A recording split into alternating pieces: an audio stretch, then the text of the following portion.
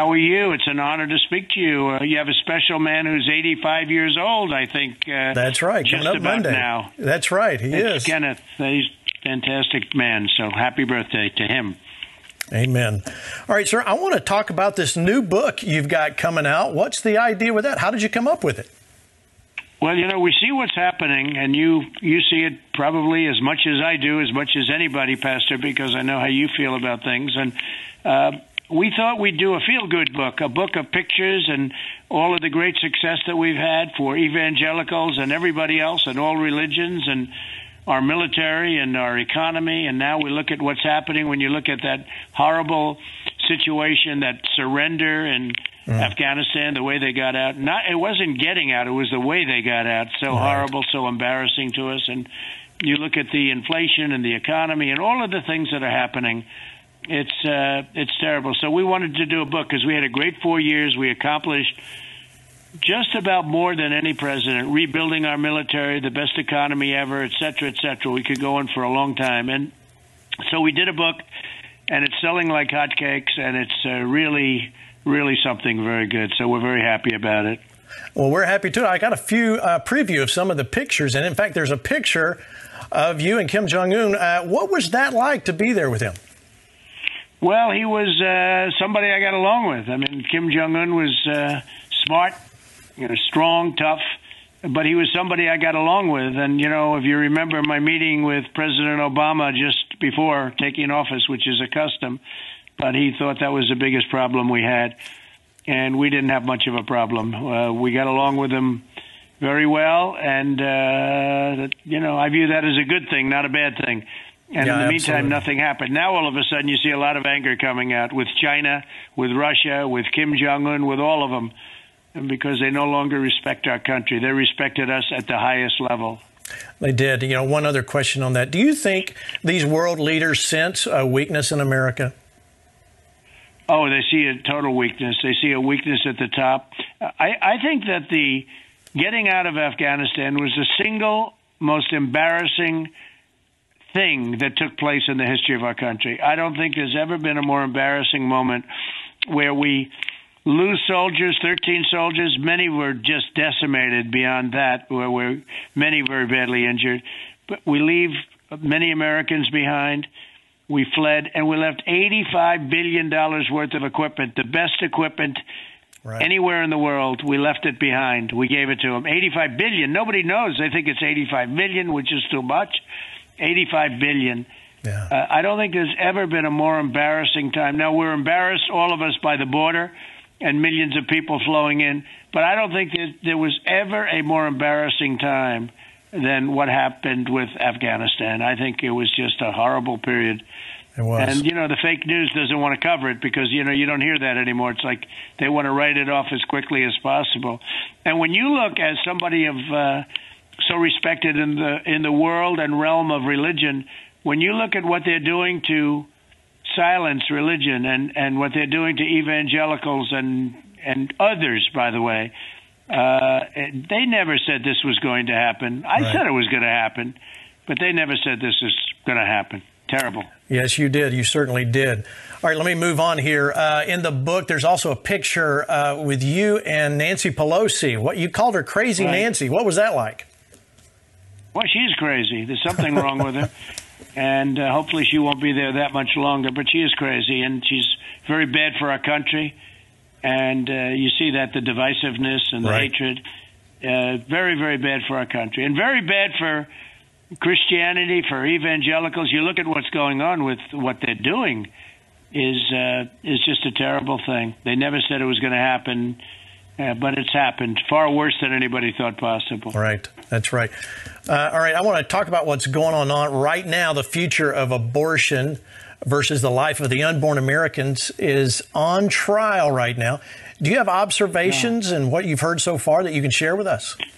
Well, I'm hearing that you're going to be only from, the same sources and media that, in this case, I think it's probably hopefully accurate, but I'm hearing that you and a lot of people that are listening right now will be happy. I hope that's going to be the case. We'll see. We have 3 great justices were added to the court during my administration. and almost 300 judges over the course of the nation were added. That's a big impact. That's about 30% more than that. But the 3 justices are going to have a very big decision. This will probably be their biggest decision. It will. And on Roe, right.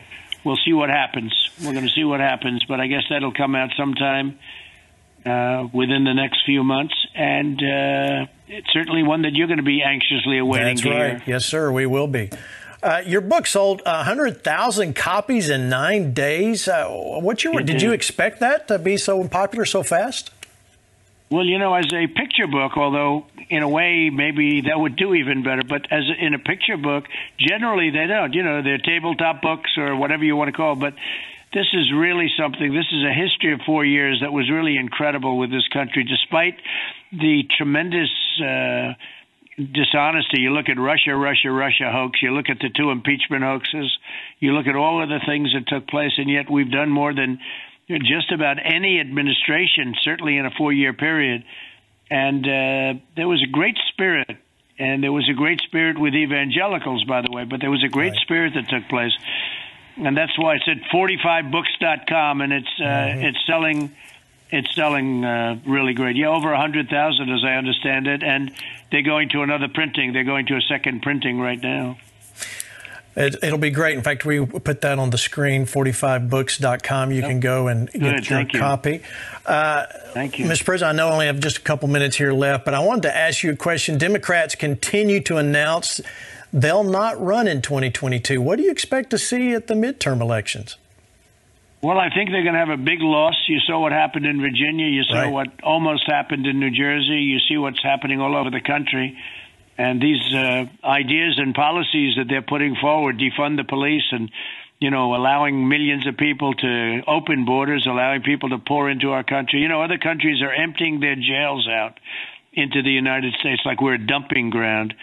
And they're seeing what's going on with all of that and sanctuary cities and these horrible policies, what they're doing to religion, how they're just taking religion away from people. And I think a lot of Democrats feel that they're going to lose, and they're having an unprecedented number of retirements. Yeah, unprecedented. I think more is on the way. All right, sir. Yes. Joe Biden and his administration say Americans are at fault for inflation, and we are somehow at fault for the supply chain crisis. What do you say?